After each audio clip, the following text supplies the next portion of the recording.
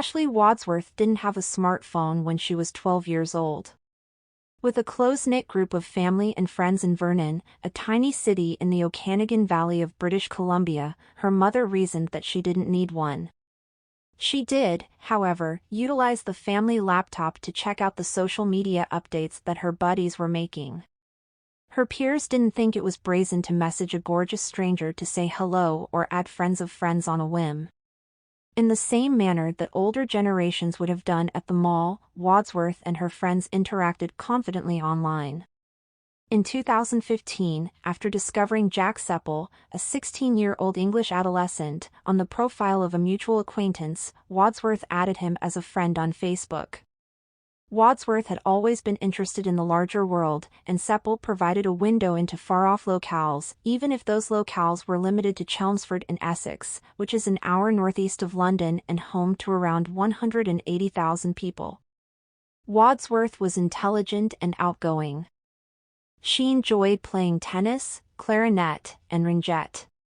She made a special effort to make friends with overseas kids at school since she knew they might feel lonely being so far from home. Seppel, on the other hand, was reserved. Wadsworth admired his independent charm despite his lackluster social life and seeming obsession with social media. No way I'm sending this. We had so much fun growing up. We did so many adventurous, outdoorsy things. Are driving. Teen, she loved social media. She would make TikToks. So I'd go in her room and she'd be like, "Mom!" It's a video. Funny. The distance between them and the fact that Seppel also resided at home with his family helped to narrow their 3.5-year age gap. In the beginning, the two acted more like pen pals and confidants whose regular correspondence changed the scenery in one another's life. Ashley first met Jack, as I understand it, on the Facebook. So they were just friends at first. It was, and then they would talk about Britain and he'd ask about Canada, and they were young. She must have been about, I'd say, 11 or 12. If she was talking to him, I'd be like, "Oh, hi, Jack," and I'd ask him about England and loved his accent. So I'd always say, "I love your accent." She thought it was something. Within a few months, Wadsworth started telling Christy Gendron, her mother, Haley, her sister, and her father, Kenneth, who lived close by with his wife, about Seppel. Gendron was wary about the developing relationship, but as Seppel shared pictures of himself, he relaxed. They appeared to support his claim that he was the bored youngster who, like many others in his generation, spent much of his time online socializing. Although Gendron anticipated that the attraction would wane, the two became more than just confidants. Wadsworth received gifts from Seppel included clothing, cash, teddy bears, jewelry, and a handbag. She thought he was a nice guy, buy her stuff and random stuff. I'd just send it over. So she thought he was really nice. I just thought it was a little strange that a man that's like 4 years older than her is like buying her stuff and sending it from England. They communicated intermittently and then became silent for a while. Due to the 8-hour time difference, Wadsworth woke up early in the morning to talk to Seppel, who stayed up late into the night on his end. When they were on, Seppel's face became a regular presence in the Wadsworth household. Gendron might look up from cooking dinner to see him on a screen and offer a warm "Hi, Jack." Tiana Kowalchuk, a close friend of Wadsworth's, claims that she had this connection with him that nobody understood. Their lengthy discussions always centered on the same pipe dream, that they would eventually meet. Wadsworth began requesting permission to visit Seppel from her mother in 2018. Going there under my roof, she had asked me, and I said, "No, you're too young, and when you're an adult, if you're still talking, I can't stop you."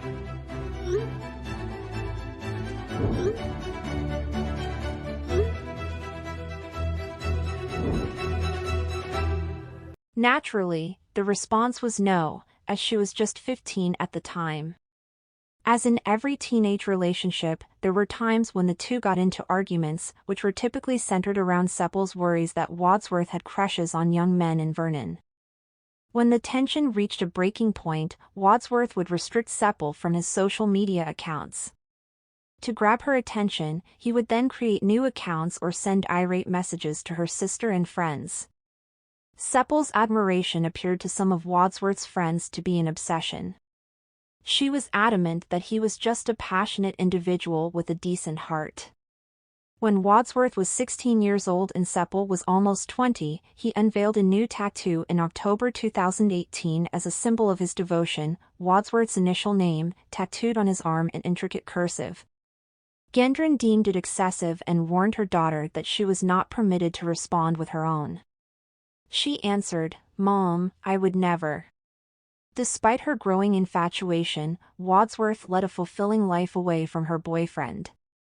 She enjoyed going on hikes and camping trips with friends, as well as dirty off-roading excursions with Kowalczyk.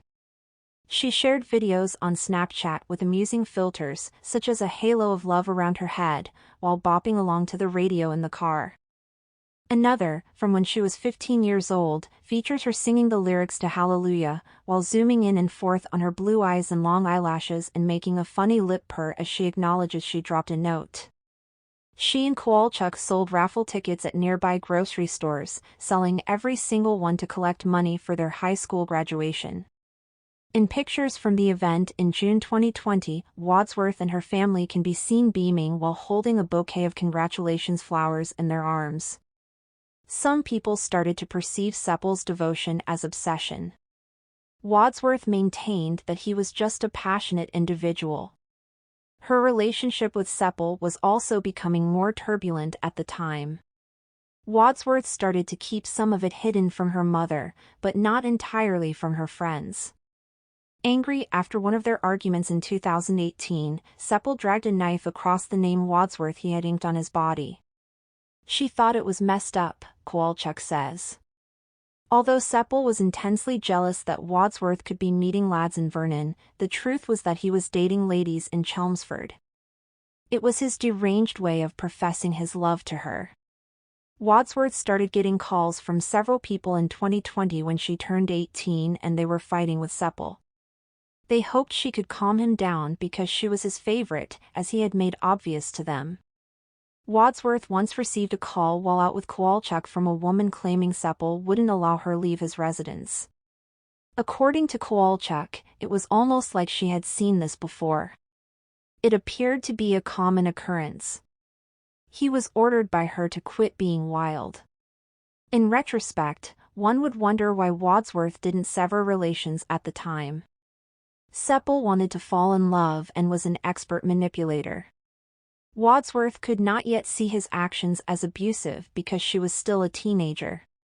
His behavior was troubling, obviously, but there was no clear framework for explanation without a vocabulary for abuse. Wadsworth frequently ignored Kowalczyk's advice to get rid of him. Instead, they always made up. They both agreed that once they could be together, everything would be ideal because of his apparent sincerity in his apology. According to Kowalczyk, he would use gifts or excuses as a way to get her back. Wadsworth had no idea how much worse things would get. Wadsworth began accruing hours at part-time jobs as soon as she was able to do so legally, including McDonald's, Burger King, Asian Avenue, Home Depot, and Red Bag, a clothes business. Her first purchase was an iPad so she could stop using the family PC. Wadsworth postponed enrolling at Thompson Rivers University in 2020. She yearned for a campus community, but courses were still being held on Zoom due to the pandemic. Additionally, it was the ideal time to visit England. She had completed high school, was financially secure, and was unaffected by her parents' severe admonitions that she was still a minor. Now that she was an adult, she had complete freedom. At the age of 19, she left her family behind and boarded a flight to London with a 6-month tourist visa. She was gonna go to England, no matter what. Like, she always wanted to go to England. She had asked when she was 16, but that was a definite no. But as soon as she turned 19, she took the chance. I immediately said, no way. And well, I'm gonna go no matter what, so you're either with me or against me. So I said, okay, I'm with you. Save up your money and you go have fun. I was so excited to go to England. This was the trip of a lifetime for her.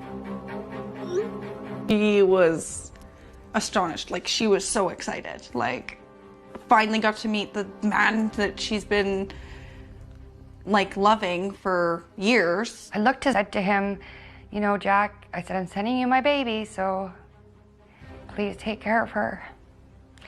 I'm trusting you with her. And he said, yeah, I'll guard her with my life. This was her first time traveling alone. She posted a Snapchat of herself kissing her loved ones from her airline seat. She exclaimed, "I'm in my plane," as she eagerly listed the comforts of her first transatlantic voyage. "It's enormous." The two were finally reunited the following day. Wadsworth updated her Facebook profile picture to show her and Seppel smiling broadly in the airport's arrivals area at London Gatwick. Wadsworth's innocent looks contrasted sharply with Seppel's rugged appearance. He had numerous tattoos, swollen eyes, and a grumpy demeanor. With her soft brown hair and a floral-patterned mask pulled down to her chin, she made a delicate contrast. In the comments, loved ones and cheerful faces were left as emojis.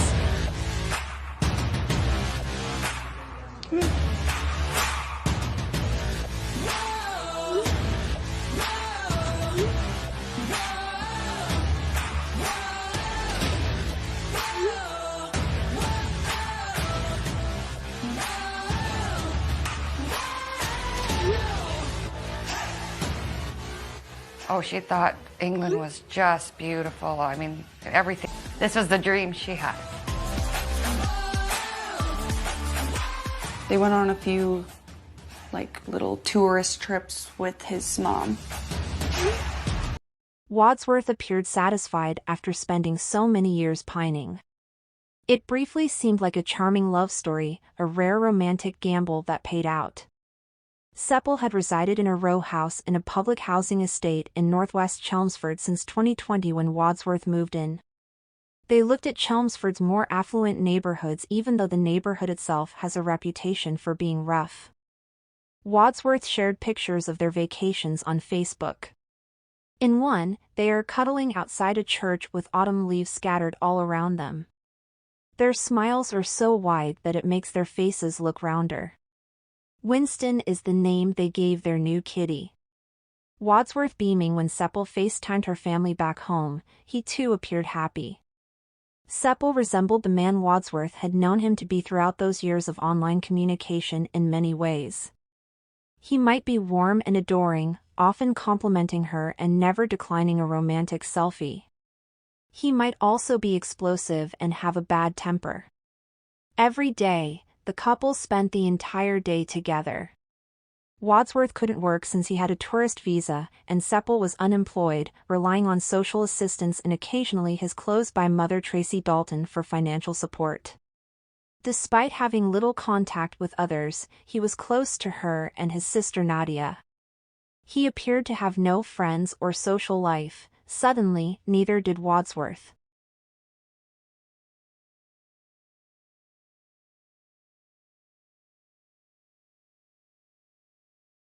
He didn't do anything nice for her. Her life kind of became boring, stuck in the flat that they lived in. Jack wasn't working, and I said, like, you guys just sit there all day? After a few weeks, Seppel's world began to contract even more as she began to prefer staying home, smoking pot, and playing Xbox rather than out for walks. It marked a stark contrast to Wadsworth's active home life. Seppel didn't even enjoy Wadsworth talking to the neighbors in Chelmsford. Wadsworth had developed a religious interest in her late teens while living in British Columbia and had chosen to be baptized into the local Mormon church. Wadsworth's family wasn't very religious, and even while she was never devoted, her infatuation with religion looked to be an example of restless, immature soul-searching. According to Kowalchuk, she read the Book of Mormon from cover to cover. Something inside of her clicked. Ashley Wadsworth, a cheerful, silly, and fun-loving adolescent, led a lively existence in a small-town British Columbia. Wadsworth was introduced to some American missionaries her age who would be in Chelmsford at the same time by a church acquaintance before she left Canada. She informed Seppel she wanted to make plans with them when Wadsworth arrived, but he didn't agree and wouldn't let her go to Sunday services. Wadsworth, though, was growing bored and lonely. She thereby established a text friendship with the missionaries in spite of their close proximity. Knowing Seppel spied on her phone, she developed the practice of wiping her WhatsApp history to prevent him from finding out. Her new companions were aware of Seppel's dominance. "I can still hear myself saying, 'Ashley, don't you think you deserve more than that?' One of his friends remembers his forbidding her from going on their road trip. Another claims that in retrospect there was more going on than Ashley was telling us and that she was like, 'Oh, I know I do, I just want to make him happy.' That also involved physical abuse. 6 weeks after Wadsworth's arrival, on Boxing Day, Seppel contacted his mother to claim that he had smacked Wadsworth after learning that she had long before blocked 2 British phone numbers. The numbers, he reasoned, belonged to other guys. Dalton wrote back, "That's no excuse to touch her." His psychiatric issues were more pervasive than Wadsworth had realized, and this became increasingly clear. She was aware of Seppel's history of self-harming. When he was upset or needed comfort from his girlfriends, he would slash himself, never badly injuring himself, but just deeply enough to bleed. Additionally, he consistently used an anti-anxiety drug. Wadsworth was driven to remain by his side. The day following Boxing Day, she updated her profile image on Facebook to a photograph of Seppel holding her close while they both grinned, adding the caption "My bestie" and a red heart. At about the same time, she started recording her bruises in a private Snapchat folder. Wadsworth didn't keep the abuse from her sister, but he did threaten to stop talking to Haley if she revealed it to their mother. Haley explains, "She didn't want us to despise him." Seppel made an attempt at suicide in late December 2021 by ingesting a quantity of his anti-anxiety medicine. Wadsworth phoned an ambulance, which hurried him to the hospital to receive overdose treatment. Wadsworth was chosen as his carer and given the responsibility of carefully providing his medication. A nurse provided her a lockbox to keep the tablets in. Wadsworth kept the information from her mother and others, but Haley revealed it.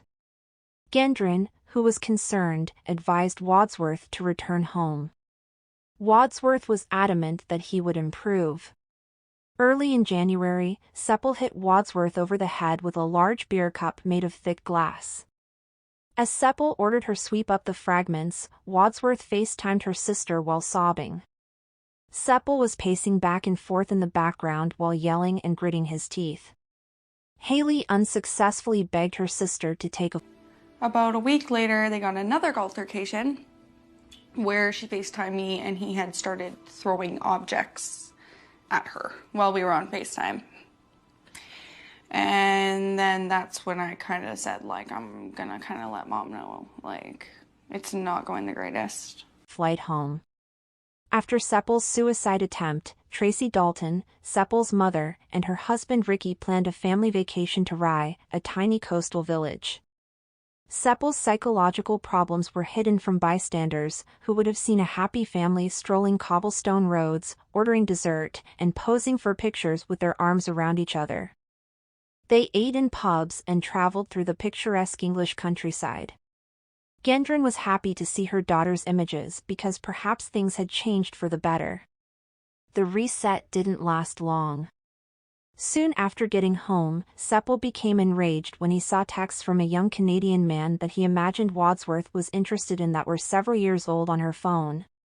She complied when he asked for her social media passwords. At the end of January, while on FaceTime with Haley, who was pleading with her sister to come home, Seppel assaulted Wadsworth once more and threw a candle and a television remote at her. Wadsworth initially consented, but quickly changed his mind since she thought the charming lad she had gotten up early to talk to all those years before was still inside the monstrous version of him. She hoped that healing would come to him through time, medicine, or her love. Wadsworth had been subjected to a vicious loop in which Seppel had accused her of betraying him, assaulted her, apologized, and then repeated the pattern. He wrote on Boxing Day to his mother, "She's the only person I've ever truly loved." On January 29, he texted his mother to tell her that Wadsworth should return home, saying, "But I'm ruining it and it's killing me inside."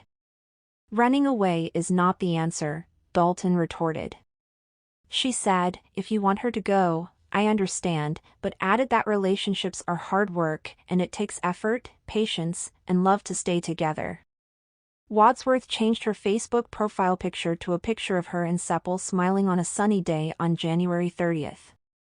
Seppel wrote to his sister that evening, saying, "I'm obsessed with Ashley's past."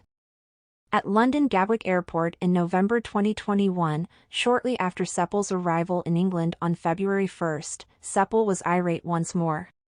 He had looked through her phone because, despite keeping a watchful eye on her every move, he was still convinced that Wadsworth may be sneaking up on him.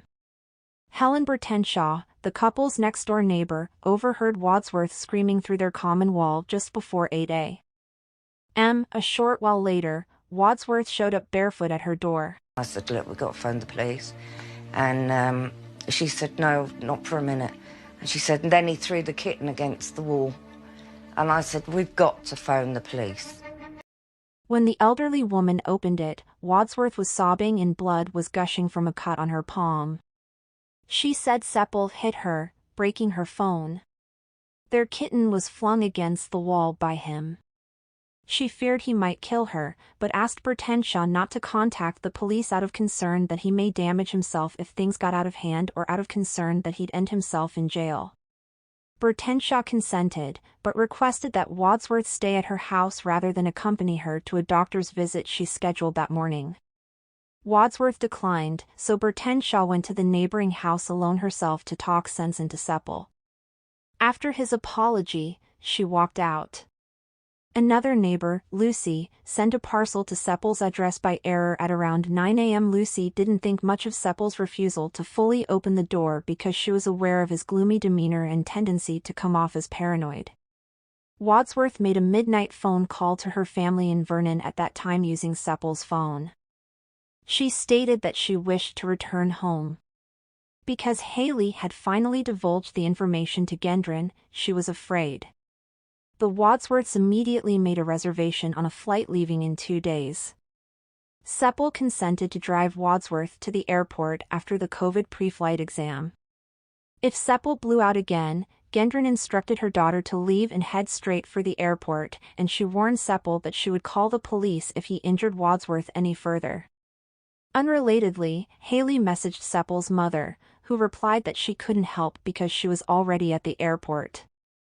It was around 3 a.m. when Wadsworth and her family parted for the final time, and she told Haley, "As soon as Ashley leaves he's gonna kill himself." 11 a.m. in Chelmsford, Vernon.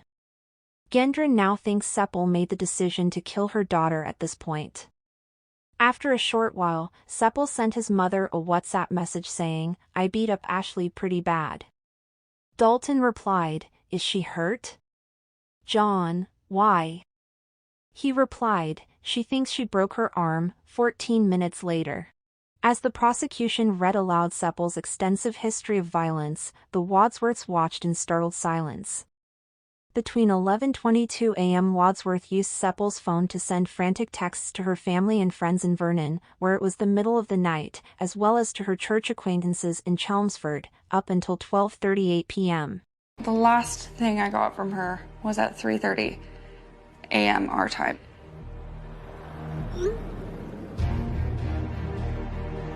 Woke up morning our time. Right away I started messaging. At this point I've called, I don't know, 19 times I've called Jack's phone. Like something's off. So I feel like I knew something was wrong. To one of her friends, she wrote, "It's Ashley. I need your assistance. It is a crisis. She also emailed Jamie, a 20-year-old Mormon who was in Chelmsford on a missionary trip, with identical requests.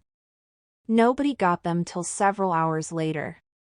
Seppel killed Wadsworth at some point between 12:38 and 12:45 p.m. He then returned to the bedroom after choosing an 11.5-centimeter knife in the kitchen. At least 90 stab wounds to her chest and abdomen were inflicted by him. As soon as Wadsworth's family in Vernon awoke, they noticed the onslaught of texts that had rung their phones and hurried to get in touch. In an effort to get Wadsworth to a safe place, they called Jamie and asked her to come over. She came so along with another friend and 2 church members. No response was given. Following a police call, they departed.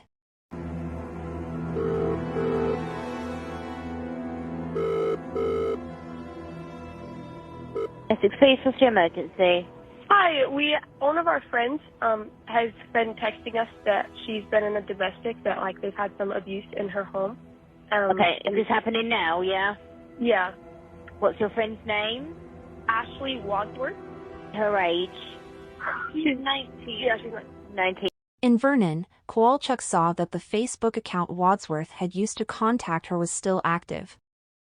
It turned out that Seppel, posing as Wadsworth, was messaging some of Wadsworth's other acquaintances, claiming that she had just required help locating a COVID exam and was no longer in need of aid. Kowalchuk continued to message, hoping for a response. Seppel ignored her and the messages from the Wadsworths as he went about his day. He may have played video games, according to blood later discovered on an Xbox controller by investigators. Later that day, he updated his Facebook profile image to a picture of him and Ashley taken at Gatwick months previously and added the text "Forever Mine." In the bedroom, he made a video message for Wadsworth's sister that he never delivered. He was gasping heavily as Wadsworth's body could be seen in the background when he said he loved her and was sorry. In reference to her body, he said, "Couldn't ever let you leave. My head was messed up, Haley. I'm very sorry for taking your sister." His slight, superficial chest wounds after finishing the movie appear to have been caused by self-defense preparation, according to the prosecution. Before the cops arrived, Seppel had one more conversation with his sister. They had a video chat around 4 o'clock. He continued, "Nadia, I've killed Ashley," and pointed the phone's camera at Wadsworth's corpse. When 2 police officers stormed in the front door after being called by Jamie 10 minutes earlier, the call came to an end.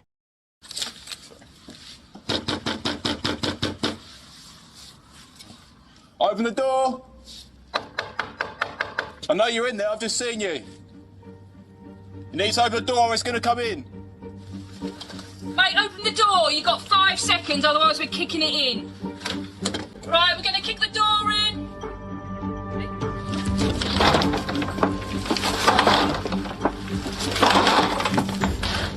Mate, come out! Officers on the scene characterized Seppel as being composed. Seppel was sent to Chelmsford Prison after the murder. He then claimed he was high at the time of the murder in a jumbled, nonsensical statement scrawled on the front and back of a list of facility rules. When he was arrested, he told police he'd gone psychotic, but toxicology reports found only cannabis and a therapeutic dose of his anti-anxiety medication in his system, and a psychiatric assessment determined he was fit to plead and stand trial. He pleaded guilty in September 2022 after the evidence, which included his videotaped confession, was overwhelmingly against him.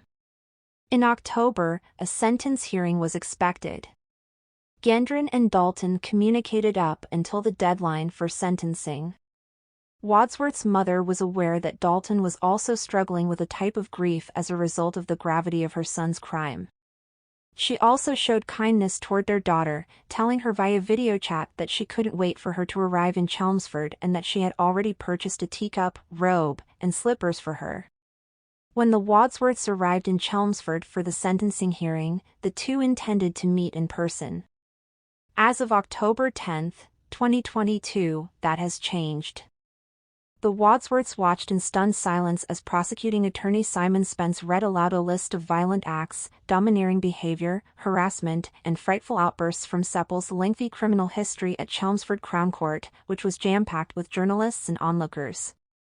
Seppel first connected with the girl online while he was only 15 years old in 2014. When she ended their relationship, he secretly took naked pictures of the girl, hacked into her Facebook account, and posted the pictures for everyone to see.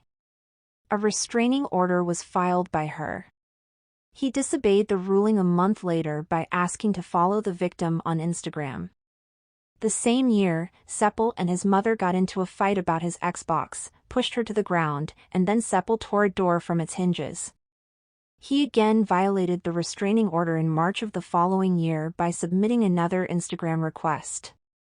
Seppel didn't wait more than 6 minutes to get in touch with the victim after the 2017 restraining order was lifted. He made an effort to contact the victim through her acquaintances, just like he did with Wadsworth. The message stated, "Please reply, you are never going to get rid of me, even if I have to go to prison over you," and he sent it to her in January of the next year. He completed a sentence of suspended detention. "I'll see you soon, and I will turn up wherever you live." Seppel sliced his arm in July of 2018 and his mother phoned an ambulance. He once more vandalized a door at her house out of rage at her for calling the paramedics. A restraining order was requested by the court on behalf of Dalton, and he was given a term of 8 weeks in a young offender facility. He created a new Instagram account to get in touch with his victim after she banned him in September, which was another violation of the restraining order and led to a detention sentence. He admitted trying to break into a supported living facility the following month and was given a 21-day sentence. Seppel met a woman on Facebook in March of 2020. When she tried to break up with him, he wrapped his hand around her throat and locked her inside the house, but she eventually found him to be jealous and unpredictable. He pounded her with calls and texts after she fled through a window. He had previously kept another woman in his house for several months. Due to this, Seppel was accused of coercive or controlling behavior, common assault, and wrongful detention. He couldn't be found guilty since the victim failed to appear at the trial hearing to present evidence, but a non-conviction restraining order was still filed, increasing his total number of restraining orders to 3. Although Seppel's violent criminal record was well documented by the courts and police, there was more. I was shown a picture by another ex-girlfriend of Seppel holding a knife to his own throat and letting blood fall from a shallow incision, which he had emailed to her sometime in 2018. During their relationship, according to the woman, Seppel freely pondered what it would be like to kill someone. The following text message simply stated, "I am sad." She claims he could be charming, but he broke 2 of her phones and allegedly threatened to stab her. A former middle school classmate of Seppel's informed me that Seppel frequently got into trouble for throwing tables and acting aggressively in general. Seppel had a dark side that was visible even as a young child, according to a former classmate who attended elementary school with him. The two drifted apart as Seppel attended CSS Haybridge, a school for at-risk students who struggle in traditional settings. He had a lot of love to give, he says, but he was very quick to snap or lose his head. Once, when the friend beat Seppel in a video game, Seppel ran to the kitchen and started slicing his wrists. His mother had to wrestle the knife from him. According to a former teacher, Seppel was intimidating, particularly around female staff members. But, the teacher said, he might also be charming. When does someone who has been proven to be violent lose their right to remain anonymous? Why does a history of violence need to be concealed? Seppel was given a life sentence and must serve a minimum of 23.5 years before being eligible for parole. Wadsworth's mother claims that even his apology was manipulative. Her father read it, then let his copy fall from his hands, leaving it on the courtroom table. Seppel sent a letter of apology to Wadsworth's family through lawyers, which included the statement, "It's no excuse, but I know my intrusive thoughts have a big effect on my thinking and my actions." The Wadsworths can't stop rehearsing scenarios in their heads as sentence approaches. Most agonizingly, what if they or their daughter had been aware of Seppel's extensive history? Seppel's estranged brother called him a sick, twisted, evil individual in a letter to the Wadsworth family that was delivered following the murder. Gendron doesn't accuse Seppel's family, but he does wonder why they kept quiet while their kid was being protected. Gendron adds of Seppel's mother, "She didn't take the knife and kill Ashley. I am aware of that. She probably didn't believe he would kill her." However, if your child exhibits violent behavior in their relationship or has mental health difficulties, intervene. More direct inquiries are made by Wadsworth's father, such as when an aggressor ceases to be anonymous. Why do privacy rules shield people's secrets when openness can save lives? Before their daughter traveled to England, the Wadsworths Googled Seppel. Nothing appeared. "I realize that intrudes on privacy," he admits. "But maybe you shouldn't have that right if you're a violent serial offender." Ashley's parents, Christy Gendron and Kenneth Wadsworth. Christy Gendron, the mother of Ashley Wadsworth, and Kenneth Wadsworth were present at the sentencing hearing for Jack Seppel. In order to address this, Clare's Law, a domestic violence disclosure scheme in the United Kingdom, allows police to share the criminal histories of convicted abusers when they believe potential victims are in danger. The statute is named for Claire Wood, an Englishwoman who was killed by her abusive spouse in 2009. Police were aware of his violent tendencies because he had previously served time for harassment and holding a woman at knife point. Both the right to ask and the right to know are possible under Clare's Law. Theoretically, Clare's Law fosters the kind of openness that could keep someone like Wadsworth from joining a potentially harmful relationship. In actuality, it is more difficult. In England, 375 out of 1,609 right to ask responses took longer than 35 days, according to a 2021 Guardian story. The number of requests significantly increased from 2018 to 2020, from 3,479 to 8,438. This caused additional delays. According to the same Guardian article, only 36 out of 529 Clare's Law requests were allowed in 2020 by Essex Police, the force in charge of Chelmsford. According to Wadsworth's mother, if she had known about it before her daughter left Canada, she would have filed a request because, by British law, anyone can access information. Because she loved him, Ashley might not have applied herself, but Gendron thinks he would have if he had known. Only 2 provinces in Canada, Alberta and Saskatchewan, have Clare's Law in effect, and both have had trouble delivering information on time. As of last year, some Alberta applicants had been waiting more than 3 months for information, despite the fact that the province's Justice Ministry announced in June that it had finally cleared a backlog of 180 requests, approving 75% of them.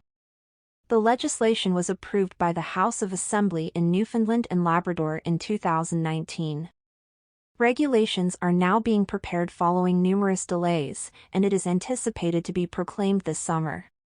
Clare's Law was first suggested by Ontario MPP Jenny Stevens in a private member's bill in 2021, however a motion has just been presented.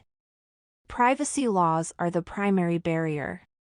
Up until 2021, police could not reveal criminal histories without the consent of the offender. The RCMP revised its rules following discussions with the federal government and Canada's Privacy Commissioner. In provinces where Clare's Law has been passed and proclaimed, the RCMP and any municipal or other force in Canada can now share records without breaking the Privacy Act. Many would still find it difficult to escape abuse, even with Clare's Law. However, some candidates might, and this is crucial, as it might prevent them from initially strengthening their ties with abusers. Given that rates of intimate partner violence against women have been rising in Canada for almost a decade and have risen by almost 20% since 2014, this would be a crucial intervention. 1 woman or child is killed every 48 hours in Canada, according to the Canadian Femicide Observatory for Justice and Accountability, which found that the number of women and girls killed by male accused increased by 27% in 2022 compared to 2019. According to Andrea Silverstone, CEO of Calgary-based survivor advocacy group Suggests, Canada has failed to address domestic violence. When a partner departs or is about to go, the probability of domestic homicide is at its peak. Judge Edward Murray ruled in court that Seppel's intention to kill Wadsworth was motivated by his impending loss of power over her. Claire's law's disclosures could assist victims in creating a safe exit strategy, a process that frequently needs patience, planning, and support. Even to Wadsworth, some of the warning indications of Seppel's aggressiveness were obvious. Seppel recorded a 26-second voice message for her in March 2021, 8 months before Wadsworth departed for college. He was upset because he was aware Kowalczyk had been complaining about him. He comes across as crazy in the video. He declares, "I'm going to kill her," alluding to Kowalczyk, amid a stream of horrific guttural yowls. Wadsworth continued to travel to Chelmsford while threatening to murder the woman. Lawyer Pamela Cross, a legal expert on violence against women, claims that women are socialized to think we are the fixers, the peacemakers. Wadsworth was a helper, for sure. She firmly thought that everything could be healed by love, including Seppel. Jamie, the teenage missionary who called the police to Seppel's house, claims that Seppel was very committed to Jesus Christ, hope, and love. Ashley desired to have that in her life. She sneaked out while Seppel wasn't at home a few days before Wadsworth was slain and met Jamie and another friend in Melbourne Park, which was about a 10-minute walk away. The early afternoon was serene. They were talking while sitting at a picnic table when one of the only persons who were passing by stopped to pet a dog. The verse 2 Nephi 31:20, which states that ye must press forward with a steadfastness in Christ, having a perfect brightness of hope, and a love of God and of all men, was chosen by Jamie because she felt something was off.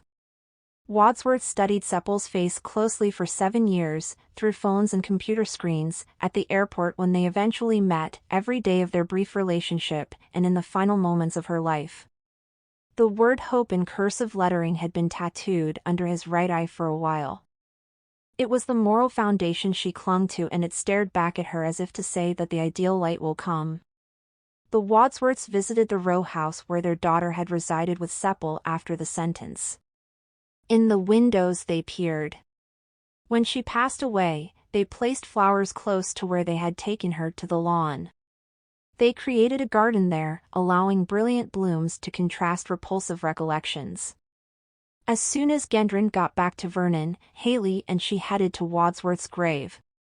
They brought Haley's little child, who excitedly set up her new double-decker bus toy for her aunt to see. According to Haley, her sister receives signs from above. In the mirror, she occasionally recognizes herself. The family's home has doors that appear to open and shut on their own. Lights automatically come on and go off. The family's property is constantly covered in white, fluffy feathers. Dragonflies and birds are present. When Kowalczyk got married in August of last year, Haley filled in for her sister as a bridesmaid. A butterfly landed on the flowers as the sun was setting. Haley claims Ashley was it without a doubt. Haley declares, "I think she's there. And beyond this life, we will be with her forever." Dennis Nilsson was a monster he created for himself by not being able to handle regular human connection and by letting his dark sexual fantasies develop. On November 23, 1945, Dennis Andrew Nilsson entered the world as the second child of Elizabeth Duthie White and Olav Magnus Mokshiam. In 1940, Olav, a Norwegian soldier, had made his way to Scotland, where he met and promptly married Elizabeth. However, his duty with the Free Norwegian Forces left him with little time for his growing family. Olav didn't try to spend time with his family either, which was Elizabeth's major source of contention while they were still living with her parents after their wedding and the births of their 3 children. Elizabeth and Olav tied the knot in May of 1942, but just 6 years and 3 children later, Elizabeth had had enough. Her parents were on board with the choice because they had never approved of the pairing. Nilsen was a shy but daring child who recalled picnics in the Scottish countryside and long walks with his grandfather as some of his earliest childhood memories. To Nilsen, the man was a great hero and protector, and life would be empty until he returned after his fishing voyage. Nilsen's grandfather had a rapid fall in health in 1951, although he continued working until he died of a heart attack on October 31, 1951, while at sea. At age 62, he passed away. Before his burial, his remains was brought back to his hometown for a public viewing in the White family's house. After Nilsen saw his grandfather's lifeless body, his mother Elizabeth reportedly asked if he'd like to visit him, but didn't tell him that his grandfather had died. Elizabeth reportedly told Nilsen that his grandfather was only sleeping and had gone to a better place. In the years that followed, Nilsen became increasingly reclusive and reticent. He was said to have spent a lot of time alone, both at the harbor watching the herring boats and at home, where he rarely took part in any of the family's activities. Nilsen began to resent his mother, grandmother, and then stepfather's adoration of his older brother, who was more popular than he was. Nilsen began to spend nearly as much time with his younger sister as he did with his grandfather, and the two became quite close. Nilsen claims that he went to the beach by himself in 1954 or 1955, fell into the water, and was nearly swept out to sea. He said he was convinced his grandfather was on his way to save him, and then a sense of calm descended upon him. Another small child carried him to safety on the coast and saved his life. Elizabeth reportedly left her parents' home and into a flat in Stricken shortly after this alleged incident. She eventually wed a builder called Andrew Scott and had 4 more kids with him. Nilsen, like many others at the time and to this day, hid his sexuality from family and few friends after he came to terms with the fact that he is gay during the outset of puberty. His attraction to boys, he reasoned, was just an extension of his love for his little sister Sylvia. Nilsen once sexually attacked Sylvia by groping her to see if his idea held water. Nilsen also cites an incident where an older boy molested him and he didn't react negatively as evidence. Olav Jr., Nilsen's older brother, became convinced that Nilsen was gay after being the victim of a sexual attack while he slept, and Olav Jr. began publicly ridiculing and ostracizing Nilsen because of this. Nilsen joined the Army Cadet Force when he was 14 years old. He wanted to join the British Army so that he could leave his little town. He worked at a canning factory for 3 weeks before he enrolled, and it seems that experience cemented his decision to leave his hometown and become an army chef. Training for his 9-year commitment to the army began at St. Omer Barracks in Aldershot, Hampshire, in September 1961, after he had completed the necessary entry tests. Later in life, he would say that 3 years of training were the happiest of my life. He enjoyed the chance to see the world and thought it was cool that the Queen and Field Marshal Lord Montgomery of Alamein attended a parade his regiment was in. Nilsen's feelings surfaced while he was stationed in Aldershot, but he was able to keep his sexuality a secret from his co-workers. He did this in a number of ways, one of which was by taking solo showers and never using the shower facility when other soldiers were around. By the middle of 1964, Nilsen had aced the catering exam and been posted to the 1st Battalion of the Royal Fusiliers in Osnabrück, West Germany. Nilsen's drinking increased while he was overseas, and he and his comrades became known as a hard-working, bawsy lot. Nilsen and a young German man once stayed at the former's apartment after getting drunk there. On the floor, Nilsen came to. Nilsen stated this fed into his twisted sexual imagination while he insisted nothing transpired between them. A youthful, lean male character was frequently included in these fantasies in a passive, unconscious, or even dead state. After that, Nilsen actively pursued sexual contact with his co-workers. He would get drunk with them in the hopes that they would attack him when he was unconscious. Nilsen served as a cook in Norway for the British Army after moving there after his 2 years in Osnabrück and passing another culinary certification.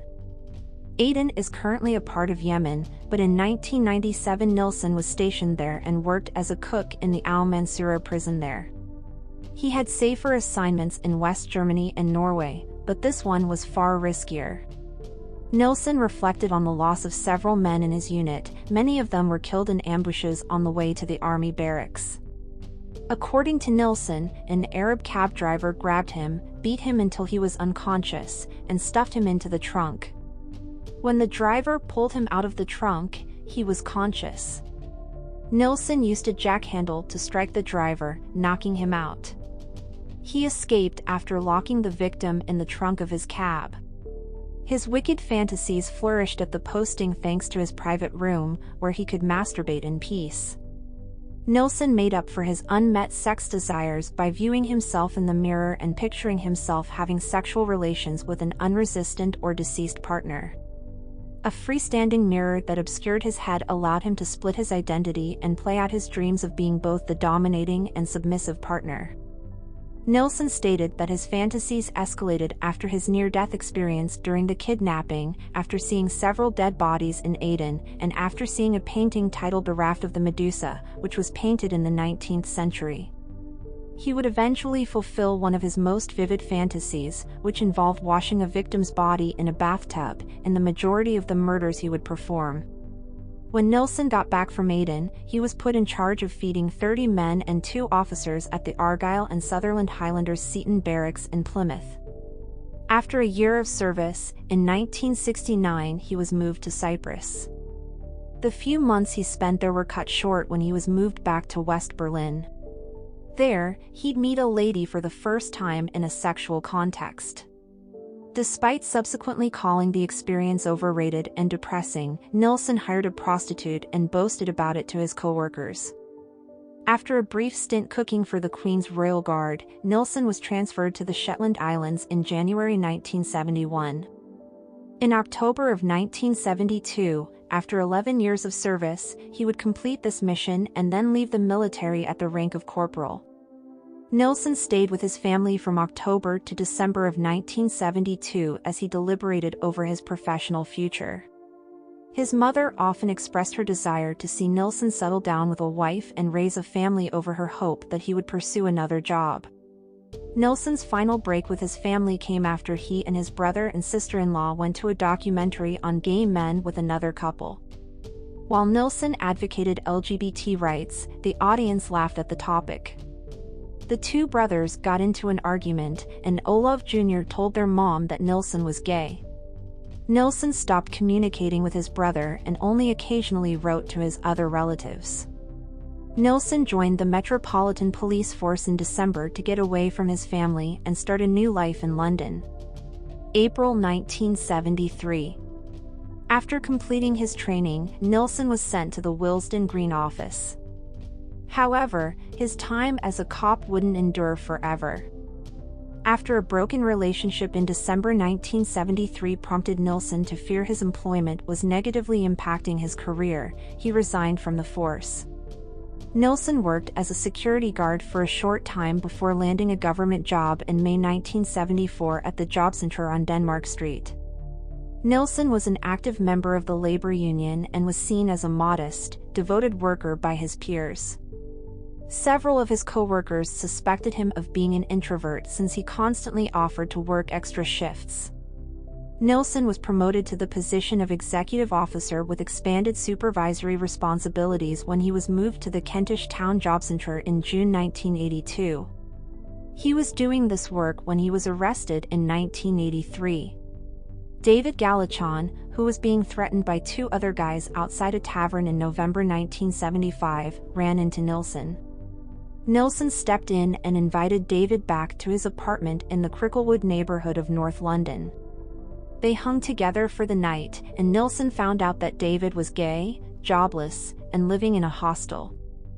They decided to share a larger home the following morning, and Nilsen started looking for a place for them right away. They looked at a ground-floor apartment on Melrose Avenue at 195 and concluded it was right for them after several days of consideration. Nilsen was able to convince the landlord to let them use the backyard exclusively in exchange for a rent reduction. When Nilsen's biological father passed away, he inherited a big sum of money. He utilized a large chunk of that money to purchase a house. In the months that followed, David did much of the actual decorating while Nilsen came to see himself as the primary breadwinner. According to Nilsen, he and David shared sexual attraction but never acted on it. Beginning in 1976, the union showed signs of strain due to the partners' incessant bickering. Nonetheless, according to David's testimony, Nilsen was merely verbally abusive towards him. Nilsen reportedly told David to leave the house after a fight in May 1977, therefore ending their business collaboration. After that, Nilsen dated a few different young men for a short period of time before deciding he was unfit to live with and eventually going solo by late 1978. After spending hours drinking alone in his apartment on December 30, 1978, Nilsen decided he needed to get out of the house at all costs and proceeded to the Cricklewood Arms pub. Stephen Dean Holmes, only 14 at the time, was trying to buy alcohol at the bar when he encountered him. Nilsen allegedly said that he thought Stephen was around 17 years old after inviting him to his residence with the lure of beers and music. He and Stephen drank themselves to sleep at Nilsen's house. Nilsen woke up the next morning ahead of Stephen and found the teenager still sound sleeping in his bed. "I was afraid to wake him in case he left me," Nilsen said later. Later, he decided that Stephen would stay with me over the new year whether he wanted to or not and gently stroked his sleeping body. Nilsen strangled Stephen with a necktie until he was unconscious and then he drowned him in a pail of water. Before returning Stephen to his bed, Nilsen took him to the bathroom and gave him a bath. After masturbating over Stephen's body twice, Nilsen waited for the rigors of death to pass before burying him under the floor. After 8 months, on August 11, 1979, Nilsen burned Stephen's body to the ground in the backyard. His remains were never found. Stephen had gone to Willesden to see a pop concert and was finishing up the night at a pub when he was tragically killed.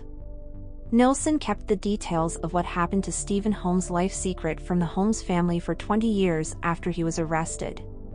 Nilsen met Canadian student Kenneth Ockenden, then 23 years old, in a West End bar on December 3, 1979.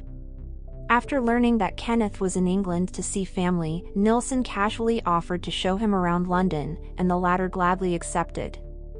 They went to Trafalgar Square, Downing Street, and Westminster Abbey after meeting in a tavern. Nilsen enticed Kenneth to return to his apartment by promising more drinks and a meal. On the way to Nilsen's house, they stopped at an off-license and stocked up on whiskey, rum, and beer. Nilsen stated he couldn't remember the exact time he strangled Kenneth, but he did it while wearing wired headphones. The wire was still wrapped around Kenneth's neck when he was dragged across the floor, but he remembered pouring himself a glass of rum and listening to music with the headphones he had used to kill Kenneth. Nilsen bought a Polaroid camera the next day and used it to take pictures of Kenneth's naked body in various provocative positions. Nilsen also recalled embracing Kenneth's body for several hours while watching TV with him laid down on the bed in a spread position above him. Nilsen sealed Kenneth's body in plastic bags and hid it away under the floorboards once he was finished. Nilsen removed Kenneth's body from beneath the floorboards and placed him in an armchair around 4 times over the course of the next 2 weeks, sitting by the body while he watched television and drank. When Nilsen found mold, he was pushed back under the floor. Martin Duffy, then 16, hitchhiked from Birkenhead, Merseyside, to London without telling his parents on May 13, 1980, after being questioned by British Transport Police for not paying his railway fare. Martin had been sleeping rough near Euston Station for 4 days before Nilsen, returning from a union conference in Southport, happened upon him by chance. Nilsen recalled that Martin had accepted the offer of a supper and a place to sleep gladly because he was tired and hungry. Nilsen sat on Martin's chest for leverage as he tightened the ligature around Martin's neck after he had gone to sleep in Nilsen's bed. He kept going until Martin passed out, then dragged him into the kitchen and threw him in the sink full of water. After the murder, he washed the victim's body and put him on a kitchen chair before returning him to his bed. Before and after Martin masturbated on his stomach, Nilsen lavished him with kisses, compliments, and caresses. Nilsen hid Martin's body away for 2 days before he noticed Martin's body was swelling and he went straight under the floorboards. Martin's father kept a picture of his son on his nightstand for years as he searched for him.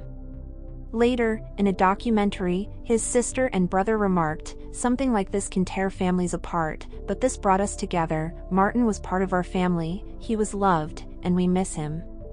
William Sutherland, then 26 years old, moved his family from Muir House, Edinburgh, to London in August 1980 so that he could find better employment opportunities. He disappeared just days after his arrival. William and Nilsen first met in a bar close to Piccadilly Circus. Nilsen stated he did not remember the specifics of the murder, other than that he strangled William while standing or kneeling in front of him. It was the next morning, he said, when there was another dead body. William's family strongly refuted Nilsen's allegations that he worked as a male prostitute. The circumstances behind William's death remain murky. Another unnamed victim fell victim to Nilsen in September of 1980. Nilsen stated that all he could recall about the man was that he was an Irish laborer, somewhere between 27 and 30 years old, and between 5 feet 9 inches and 5 feet 10 inches in height. His hands were rough, and he was dressed in a worn suit and shoes. At Cricklewood Arms, the two connected. Nilsen later said he made up the whole thing about the man. Nilsen would kill another guy who has never been found the following month.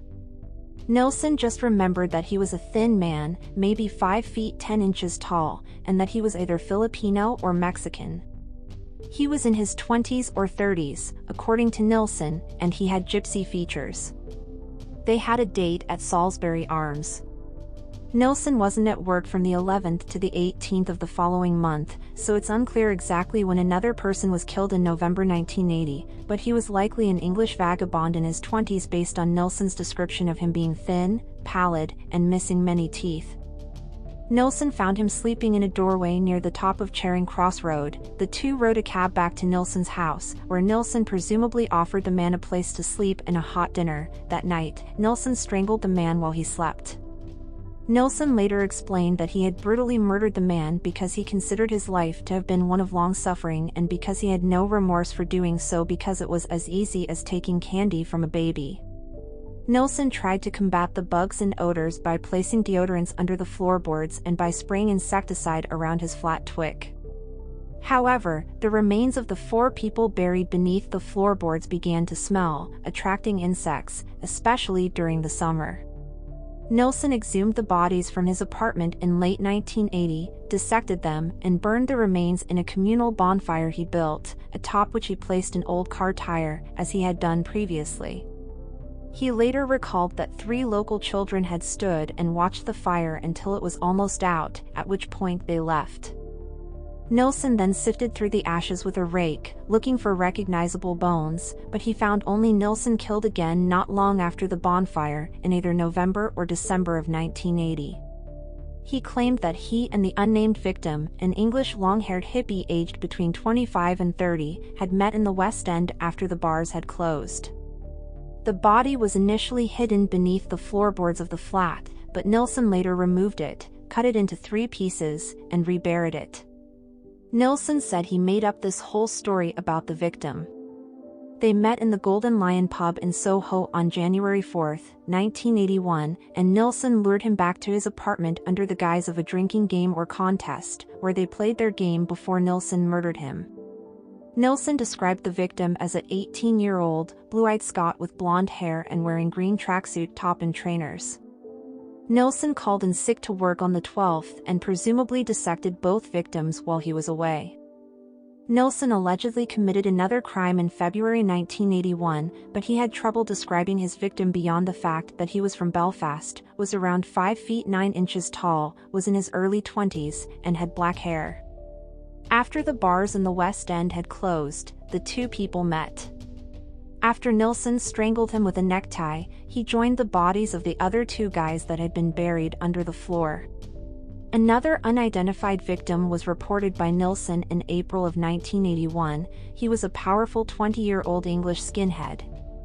He was decked out in a black leather jacket and had a simple cut-here tattoo on the back of his neck.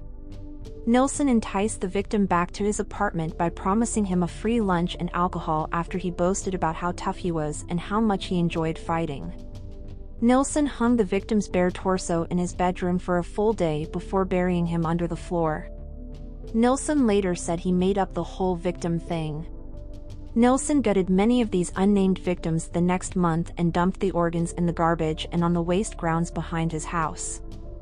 On September 18, 1981, the last person was killed at the Melrose Avenue apartment.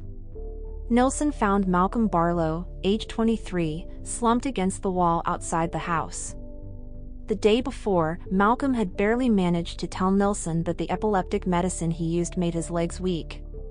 While Nilsen called for an ambulance, he urged that Malcolm go to the hospital, so he offered to walk Malcolm inside the apartment.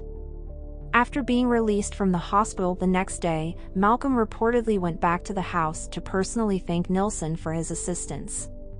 Nilsen asked him in for dinner and drinks to have a discussion. After a while, Malcolm slept off on the couch. The next morning, Nilsen hid Malcolm's body under the kitchen sink after strangling him while he slept. In the middle of 1981, Nilsen's owner announced renovation plans and asked all tenants to quit the premises.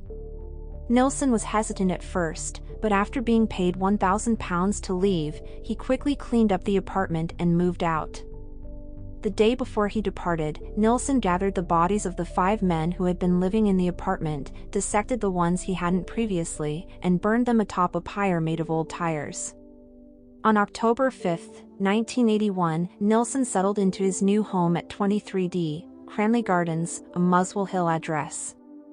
Nilsen couldn't fix the floor in his new apartment because it was on the 3rd floor. For over 2 months, Nilsen's visitors that he lured back to his new home left without incident the next morning. On November 23, 1981, Nilsen tried to strangle Paul Nobbs, then 19 years old, but stopped himself before he could complete the act. Nilsen stopped, for reasons that aren't entirely apparent, but he later claimed he was exercising self-control. Nilsen met John Howlett, then 23 years old, in a pub near Leicester Square in March 1982 and enticed him to his apartment by promising to continue drinking and watching a movie. John left Nilsen's room and went to sleep in a separate bed. When Nilsen returned to his bedroom an hour later and saw John still asleep, he made the decision to kill him.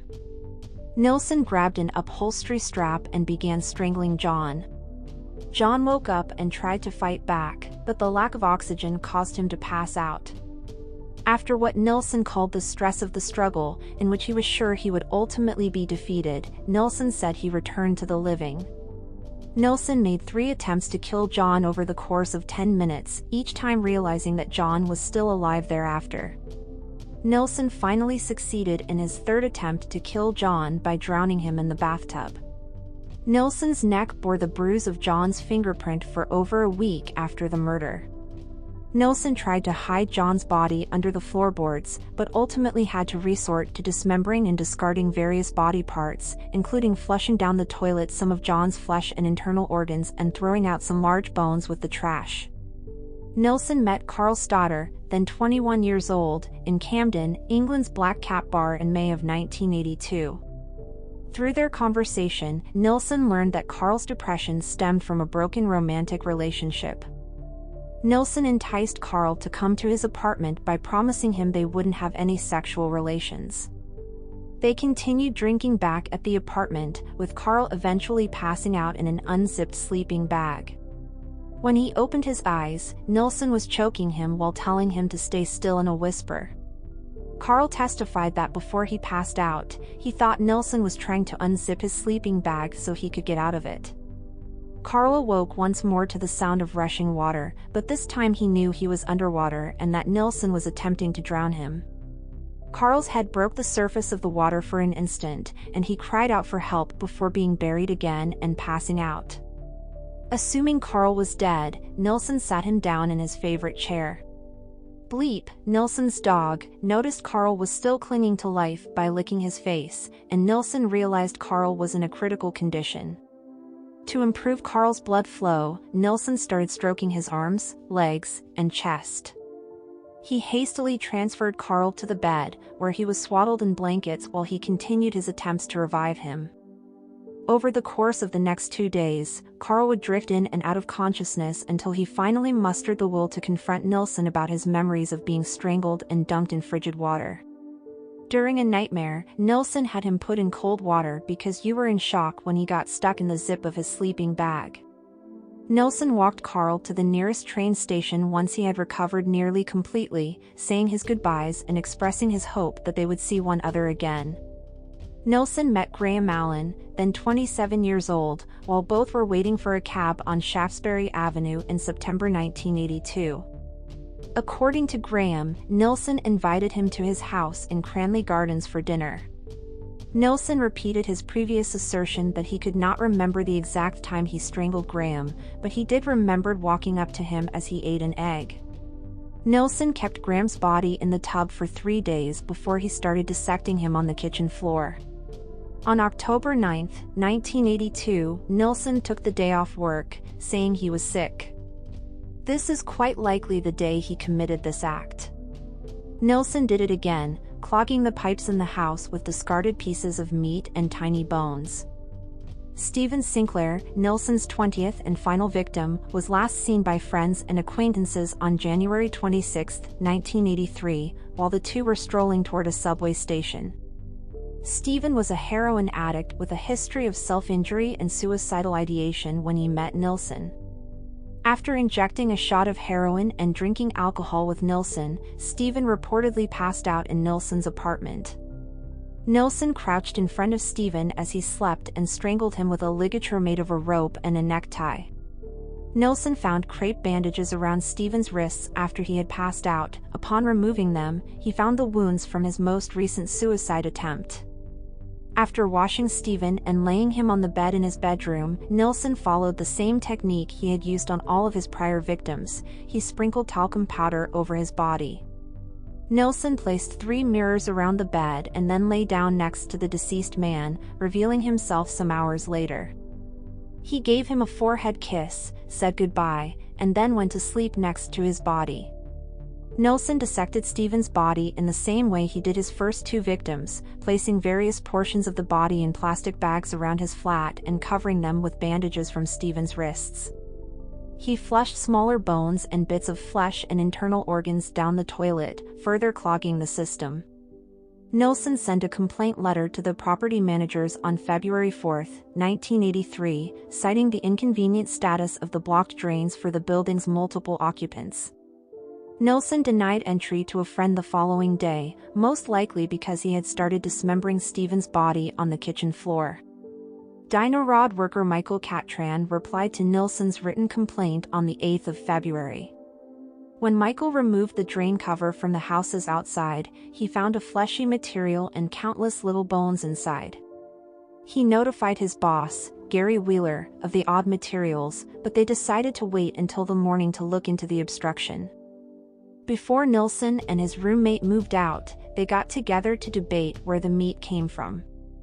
After seeing Michael claim it looked like human flesh, Nilsen tried to cover up his dump by saying, "It looks to me like someone has been flushing down their Kentucky Fried Chicken." When the Dino Rod crew arrived the following morning at 7:30 a.m., they discovered that the drain had been emptied, fueling the men's suspicions. Michael found a few pieces of flesh and 4 bones in the drain pipe that led to Nilsen's apartment on the 2nd floor. After calling the police, the workmen found more little bones and mushy bits inside the same pipe.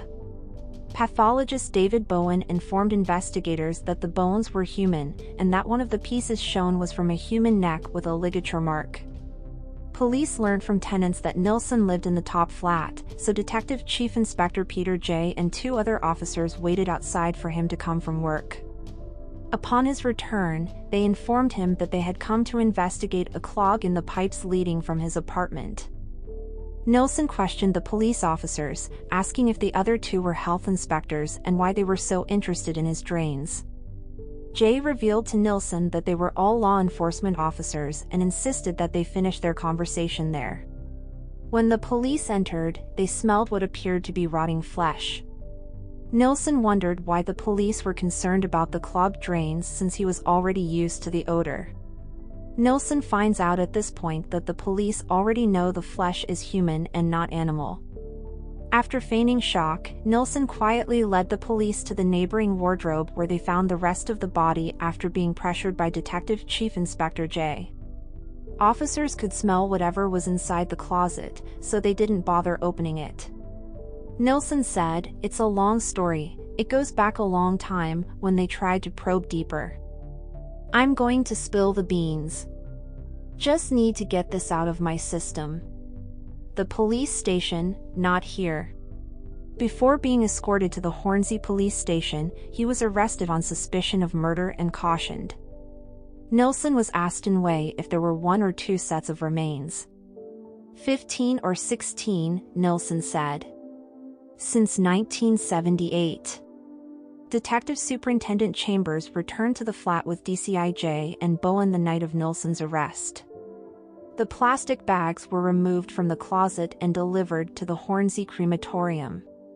A shopping bag held numerous internal organs, and another bag contained 2 dismembered torsos, one of which had been chopped vertically. An empty human skull, a severed head, and a torso with the limbs and hands still attached but gone were found in a second bag. Both heads had been treated to wet heat. Nilsen admitted on February 10 that he had more remains in an upturned drawer in the bathroom and a tea box in the living room. He said he tried to kill about 7 others, but they all got away or were revived and released. On the same day, a search uncovered a skull, a torso section, and other bones in the tea chest, as well as the lower half of a torso and 2 legs stored in a bag in the bathroom. On the same day, Nilsen took the police to his former Melrose Avenue residence to show them the 3 pyres where he had burned the bones. Nilsen was arrested and charged with murdering Stephen Sinclair at 5:40 p.m. on the 11th. He was formally questioned that evening after agreeing to be represented by a lawyer, an option he had first denied. Over the course of the next few days, authorities interviewed Nilsen 16 times for a total of 30 hours. When asked for a motivation, Nilsen was adamant that the choice to kill had not been formed until the very time of the deed, and he responded, "I'm hoping you will tell me that."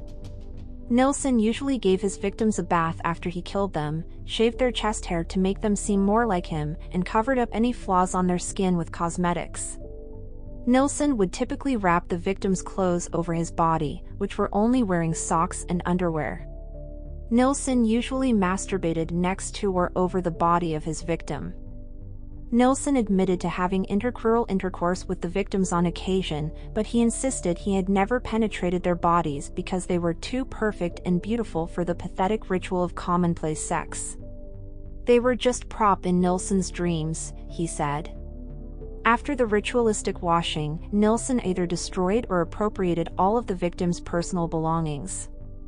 When asked about the wet heat treatment of the heads recovered in Cranley Gardens, Nilsen explained that he routinely cooked the heads of his victims in a big boiling pot so that the inside fluids drained, eliminating the need to dispose of the brain and flesh. Nilsen, when incarcerated at HMP Brixton on August 1, 1983, hurled his soiled toilet paper out of his cell, striking multiple guards. On August 9, a judge convicted him guilty of assaulting prison staff, resulting in 56 days of solitary imprisonment. On October 24, 1983, Nilsen went to trial for 6 counts of murder and 2 counts of attempted murder. On November 3, he was convicted guilty of all counts of murder and attempted murder against him, including those involving Paul Nobbs. Nilsen received a life sentence in prison with a minimum recommended term of 25 years. Nilsen was sent from HMP Full Sutton to York Hospital on May 10 after he reported significant abdominal pain.